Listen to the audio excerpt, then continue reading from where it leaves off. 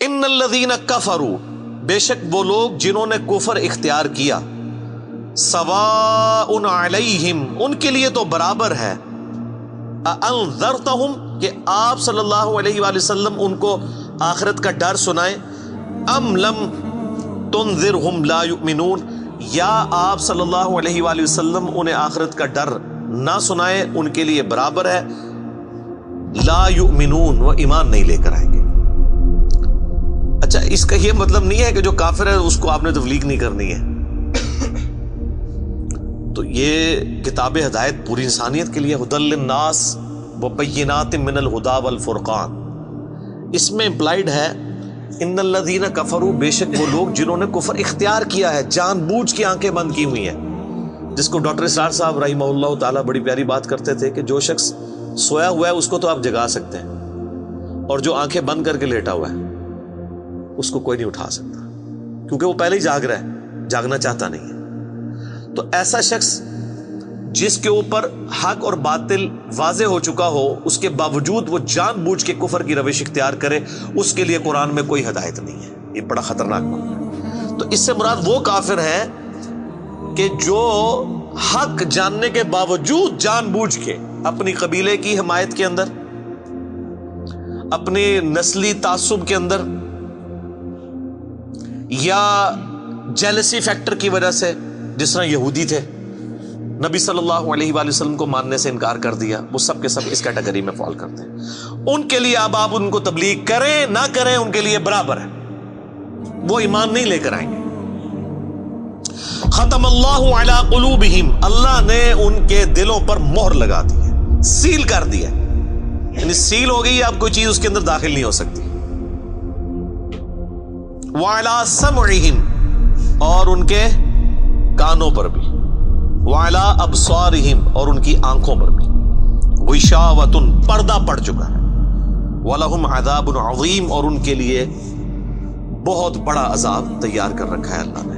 وَلِعَوْذُ بِاللَّهِ تَعَالَى اللہم اجرنا من النار، اللہم اجرنا من النار، اللہم اجرنا من النار۔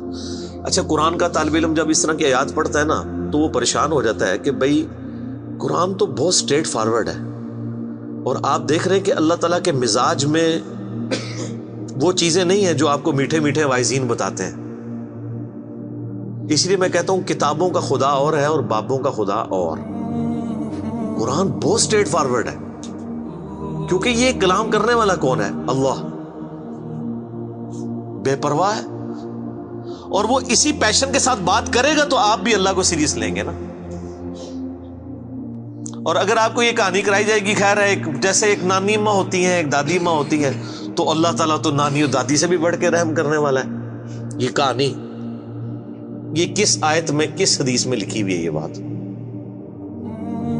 اور میں اس کو پھر اینٹی وینم الزامی جواب کے طور پہ، پھکی کے طور پہ کہتا ہوں کہ اگر یہ نانی دادی اور ماں کے ساتھ آپ اللہ کو تشبیہ دے رہے ہیں اس کی محبت کو، تو کیا یہ نانی دادی اور ماں والی محبت اللہ تعالیٰ کی ابو جہل اور فرعون کے ساتھ بھی ہے؟ تو سارے کہیں گے نہیں۔ تو جو کلمہ پڑھ کے اللہ کے نافرمان اور باغی ہے ان کے ساتھ بھی ہے؟ نہیں۔ جو اللہ کی طرف رجوع لے آئے ان کے لیے، پورے قرآن میں ایک آیت بھی ایسی نہیں ہے کہ جو اللہ کا باغی ہو، رجوع نہ لانے والا ہو، اللہ کہتا ہوں میں اس کو معاف کرنے والا ہوں۔ ہمیشہ یہ ہے کہ جو توبہ کر لے، اپنی اصلاح کر لے، رجوع لے آئے۔ یہ درجنوں آیات ہیں، وہ وقت کے ساتھ آئیں گی، ورنہ تو میں اسی آیت کے اوپر ہی پورا یہ لیکچر ختم کر دوں گا، پھر آپ کا وہ یہ مصحف تو پچھلا تو 9 سال میں ختم ہوا ہے، یہ 18 سال میں بھی ختم نہیں ہونا۔ لیکن جنرل میں بات ضرور کروں گا تاکہ آپ کو ایک کنسیپٹ کلیئر ہو کہ جو باتیں بتائی گئی ہیں بالکل نان سینس باتیں ہیں، اس طرح کا کوئی کنسیپٹ نہیں ہے اسلام کے اندر۔ ایک میرا یوٹیوب پہ کلپ بھی ہے، اللہ کی رحمت سے دھوکا، وہ آپ کلپ دیکھیں، میں نے اس میں کراس ریفرنس کے طور پہ کئی آیات پیش کی ہیں کہ یہ آپ کو بالکل کہانی کرائی گئی ہے۔ اللہ تعالیٰ اپنے معاملات میں بہت سخت ہے۔ اچھا، اس کی وجہ سے بعض لوگوں کے دماغ میں یہ بھی آ جاتا ہے کہ یار اللہ تعالیٰ دیکھو مور لگا دیتا ہے، نعوذ باللہ، اللہ تعالیٰ کی اپروچ بڑی کوئی فنیٹک والی ہے، نعوذ باللہ۔ ایسا نہیں ہے، یہ ان لوگوں کے لیے جو جان بوجھ کے حق سے اناد کرتے ہیں، تو پھر اللہ تعالیٰ کے غضب کا کوڑا ان پہ پڑتا ہے کہ یار ان کو بات سمجھ بھی آ گئی تھی، اس کے باوجود انہوں نے یہ کیا ہے، اب میں ان کو نہیں چھوڑوں گا، اب ان کے اندر ہدایت داخل بھی نہیں ہو سکے گی. یہ بہت، یعنی اس کو کہتے ہیں پوائنٹ آف نو ریٹرن. اب اس پہ اللہ تعالیٰ کو کوئی پوچھ نہیں سکتا، اس کو اللہ نے بین کیا ہے. لا يسأل عما يفعل وهم يسألون. اللہ کو کوئی نہیں پوچھ سکتا اس نے کوئی کام کیوں کیا. اللہ ہر ایک کو پوچھ سکتا ہے. یہ اللہ کو گلہ نہیں کیا جا سکتا. رب ہے، مالک ہے، اس نے اپنے لیے رول طے کیا کہ بھئی جب پوائنٹ آف نو ریٹرن پہ کوئی بندہ پہنچے گا، سچائی قبول کرنے کے باوجود وہ حق سے اناد کرے گا، اس کو نظر آ جائے گی سچائی ہے، پھر بھی وہ اناد کر دے گا، پھر میں موت لگا دوں گا. آؤ پھر وقت کا پیغمبر بھی اس کو ہدایت نہیں دے سکتا. انک لا تہدی من احببت ولکن اللہ یہدی من یشاء. اے نبی، جس سے تم محبت کرتے ہو تم بھی اسے ہدایت نہیں دے سکتے. اللہ جسے چاہتا ہے ہدایت دیتا ہے. ہدایت کس کو دیتا ہے؟ والذین جاہدوا فینا لنہدینہم سبلنا. جو لوگ ہماری راہ میں کوشش کریں گے ان کے لیے ہم اپنی راہیں کھولیں گے. اس کائنات کی سب سے ایلیٹ چیز ایمان ہے، جس کے اوپر ہمیشہ کی کامیابیوں اور ناکامیوں کا فیصلہ ہونے والا ہے. تو آپ کیا سمجھتے ہیں کہ آپ کو یہ راہ چلتے فٹ پاتھ پہ گری پڑی مل جائے گی؟ اس کے لیے کوئی ایفرٹ پٹ نہیں کرنی پڑے گی. اور دنیا میں جس چیز کی منفعت چند سالوں کے لیے ہو وہ بھی اتنی ایفرٹ پٹ کرنے کے بعد ملتی ہے. اور جس سے ہمیشہ کی کامیابیاں آپ کا مقدر ہونے والی ہیں، آپ سمجھتے ہیں کہ وہ آپ کو چنگے جی لگ جائے گی، مفت میں ہی مل جائے گی؟ نہیں، ناٹ ایٹ آل.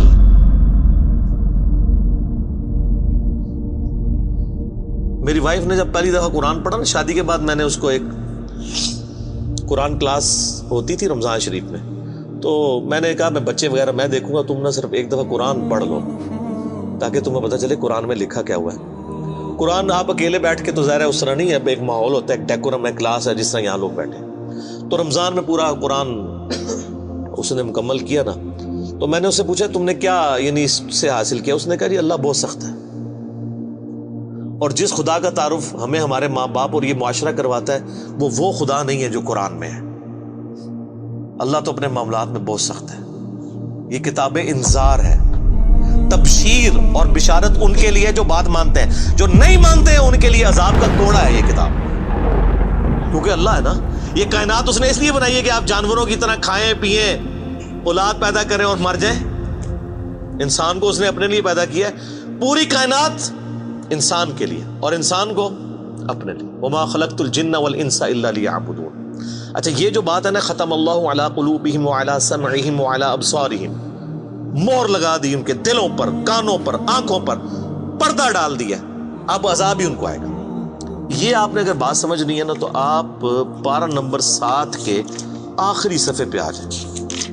سورۃ الانعام میں آیت نمبر ہے 110، 7ویں پارے کی آخری آیت. آپ کے یہ بلو والے قرآن میں 142 نمبر پیج کی آخری آیت 110 نمبر. وَنُقَلِّبُ أَفْئِدَتَهُمْ وَأَبْصَارُهُمْ.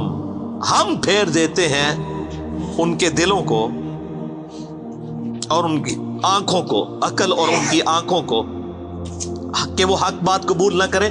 حق سے اللہ فرماتا ہے کہ میں ان کو حق سے اندھا کر دیتا ہوں. کما لم یؤمنوا به اول مرہ، جس طرح کہ انہوں نے بھی تو پہلی دفعہ جب ان کے اوپر حق کھلا تھا انہوں نے ایمان لانے سے روح گردانی کی تھی نا، اب یہ چاہیں گے بھی نہ تو میں ان کو اسلام کی طرف نہیں آنے دوں. وَنَذَرُهُمْ فِي طُغْيَانِهِمْ يَعْمَهُونَ، اور میں ان کو چھوڑ دوں گا اپنی سرکشی میں بھٹکتے پھریں.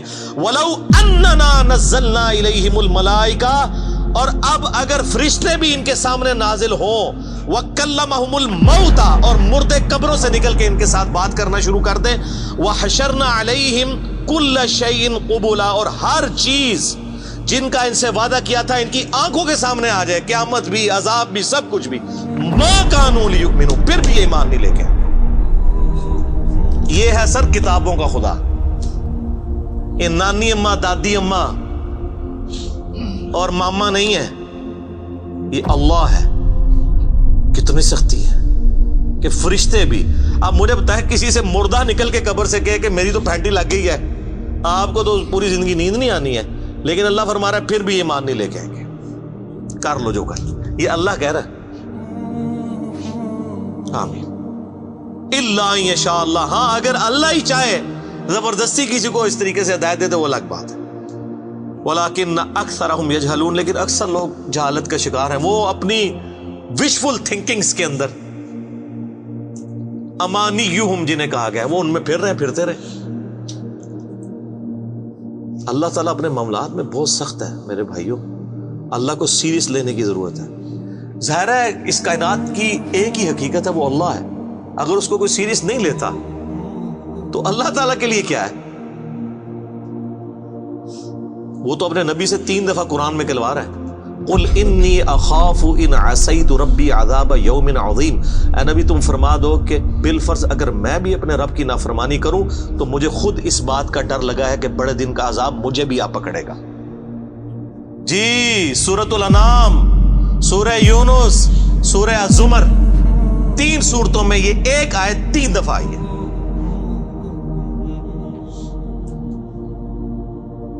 آپ مجھے بتائیں، جو آپ کو کہتے ہیں جناب ہم بخشوا لیں گے، ہم اپنے مریدوں کو لے جائیں گے، اور تو انہوں کھنگن نہیں دینا کسی نے ہوتے، تو یہ اس لیے کہ نہ انہوں نے خود قرآن پڑھا ہوا ہے اور نہ آپ کو پڑھنے دیں گے، ورنہ آپ کا دماغ کھل جائے۔ او جی گاڈ از آل لونگ، یہ کرسچنز نے بھی ایک دھوکہ دیا ہے نا، گاڈ از آل لونگ، تو میں نے ان کو بھی پھکی دی تھی کہ اگر گاڈ از آل لونگ ہے اور وہ آل لونگ کا کانسیپٹ پھر صوفیاء کے ہاں ادھر مسلمانوں میں بھی داخل ہوا، وہ جی اللہ کو ہماری نمازیں چاہیے، اور سر اللہ نے کب کہا مجھے تمہاری نمازیں چاہیے؟ اللہ کہتا ہے تمہیں تمہارے لیے نمازیں چاہیے، اللہ کے لیے نہیں، اپنے لیے۔ گاڈ از آل لونگ، او آل لونگ اس کے لیے ہے جو اس کا بندہ بن جائے گا، باغی کے لیے نہیں۔ تو پھر میں نے ان کو دنیاوی طور پہ ایک الزامی جواب، اینٹی وینم پھکی دی ہے کہ بتاؤ تمہارے دشمن کی بھی بیوی ہو اگر کوئی، اور اس کے چھوٹے چھوٹے 4 بچے ہوں، کیا تم اپنے دشمن کے لیے خواہش رکھو گے کہ اس کی بیوی چھوٹے چھوٹے 4 بچے چھوڑ کے مر جائے اور اس کے بچے سوتیلی ماں کے ہاتھوں پٹتے رہے، ان کے مینٹل ماڈلز تک بدل جائیں؟ سارے کہیں گے نہیں نہیں جی، کیوں نہیں؟ دل پسیجتا ہے۔ اچھا آپ کا دل پسیجتا ہے اور آپ نے ہمیں یہ کہانی کرائی ہے کہ اللہ تعالیٰ ماں سے اتنے گنا اور دادی سے اتنے گنا اور نانی سے اتنے گنا محبت کرتا ہے، تو وہ اللہ روزانہ ہزاروں ایسی عورتوں کو موت کیوں دیتا ہے جن کے 4 چھوٹے چھوٹے بچے ہوتے ہیں؟ اس پہ ساروں کی زبانیں گنگ ہو جاتی ہیں۔ اگر وہ آل لونگ ہے کیوں موت دیتا ہے؟ آپ تو اپنے دشمن کی بیوی کو بھی موت نہ دیں، وہ روزانہ ہزاروں ایسی ماؤں کو موت کیوں دیتا ہے جن کے چھوٹے چھوٹے بچے ہوتے ہیں؟ اس کا مطلب ہے آپ نے جو احساسات ڈیولپ کیے ہوئے ہیں کہ اللہ اپنے بندوں کے ساتھ یہ کرتا ہے، وہ نہیں ہے۔ اللہ اپنے احساسات کا اسیر نہیں ہے، اللہ کے وہ جذبات نہیں ہیں جو آپ کے ہوتے ہیں، وہ بے پرواہ ہے۔ ہاں جو اس کا ہو جائے نا اس کے لیے معاملہ الگ ہے۔ وہ صحیح بخاری میں حدیث ہے کہ جس نے میرے ولی کے ساتھ دشمنی کی میرا اعلان جنگ ہے اس کے خلاف،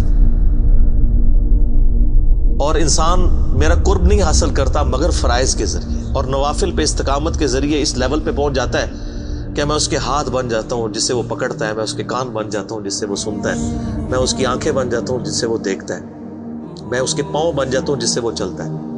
اچھا ادھر ہی حدیث روک دیتے ہیں صوفیاء اور وہ کہتے ہیں نہیں وہ خود ہی خدا بن گیا، ایتھوں ہاتھ پائے گا انجو ہو جائے گا۔ وہ آگے پڑھو کیا لکھا ہوا ہے، وہ جب اپنے دشمن کے اگینسٹ مجھ سے پناہ طلب کرتا ہے میں اسے پناہ عطا کرتا ہوں۔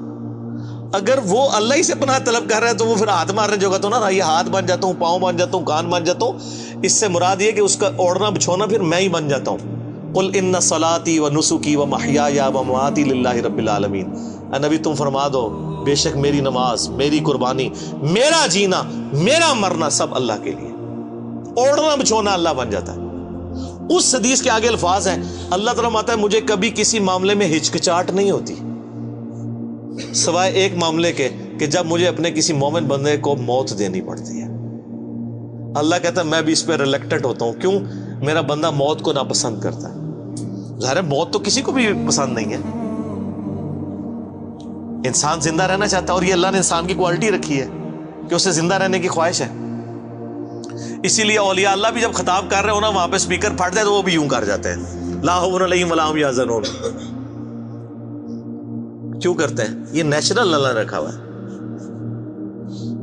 کسی اولیاء اللہ کو کہنا یہ سامنے یہ بٹ صاحب کے پاس جو بندوق بڑی خطرناک سی انہوں نے تانی ہوئی ہے، کسی اولیاء اللہ کو کہنا پڑھ لے کلمہ میں چلان لگاؤں، تو آپ دیکھ لیں اس کی کیا حالت ہوگی۔ یہ اللہ نے نیچرل رکھا ہوا ہے۔ موت تو اللہ فرماتا ہے کہ میں بھی ریلیکٹڈ ہوتا ہوں، وہ اپنی موت کو ناپسند کر رہا ہوتا ہے اور میں اسے موت دے کے اپنے پاس لانا چاہتا ہوں۔ پھر کیا ہوتا ہے؟ پھر تو وہ قرآن پاک میں سورہ حمیم سجدہ میں ہے نا کہ ایسے لوگوں میں پھر فرشتے نازل ہوتے ہیں، ان کو بشارت دیتے ہیں موت کے وقت. اور پھر سنن ابی داؤد میں، سنن نسائی میں بڑی ڈیٹیلڈ احادیث ہیں کہ جب ایمان والے کی موت کا وقت قریب آتا ہے تو باقاعدہ اس کو آمادہ کیا جاتا ہے کہ وہ خود کہ میں مرنا ہے. وہ جب سب کچھ دیکھتا ہے وہ کہتا ہے ٹھیک ہے جان دو. پہلے نہیں کہتا جان دو. بڑا مشکل کام ہے. پہلے کہنا کہ جان دو تو حضرت موسیٰ علیہ السلام تھپڑ کیوں مارتے ہیں اسرائیل کو؟ میرا وہ بھی کلپ چڑھا ہے نا بخاری مسلم میں حدیث ہے جو. تو یہ بہت سینسٹیو ایشو ہے. اللہ تعالیٰ کے بارے میں آپ اپنے دماغ کھول لیں. یہ آپ وہ کتاب کھول رہے ہیں جو بابوں کی لکھی ہوئی نہیں ہے کتاب. یہ اللہ کی نازل کردہ کتاب ہے. اس کو اسی طریقے سے سمجھنا ہے.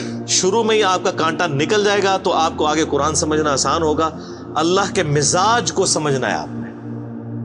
اور یہ دماغ میں بات طے کر لینی ہے کہ بابوں کا خدا اور ہے اور کتابوں کا خدا اور. یہ آپ جو پڑھ رہے ہیں نا یہ وہ خدا ہے جس کا تعارف محمد رسول اللہ صلی اللہ علیہ وآلہ وسلم نے آپ کو کروایا. یہ وہ خدا ہے جس کا تعارف پیغمبروں نے کروایا اور پیغمبروں نے ان کتابوں کے ذریعے کروایا جو اللہ نے ان پہ نازل کی تھی. یہ مولانا روم کے مثنوی شریف والا خدا نہیں ہے، یہ قرآن شریف والا خدا ہے. وہ کہتے ہیں وہ مثنوی مولانا روم جو ہے وہ فارسی کا قرآن ہے. استغفر اللہ تو بولی ایڈیاں کہانیاں، ایڈے جھوٹ، اتنی انبیاء کی گستاخانہ واقعات اس کے اندر ہیں اور اس کو کہتے ہیں فارسی کا قرآن ہے. سر فارسی کا قرآن وہی ہوگا جو قرآن کا ترجمہ فارسی میں شاہ ولی اللہ دہلوی نے کیا ہوا ہے. باقی وہ کہانیاں لکھتا رہے وہ قرآن نہیں بنتا. تو یہ ساری میں نے گفتگو شروع میں ہی کانٹا نکال دیا.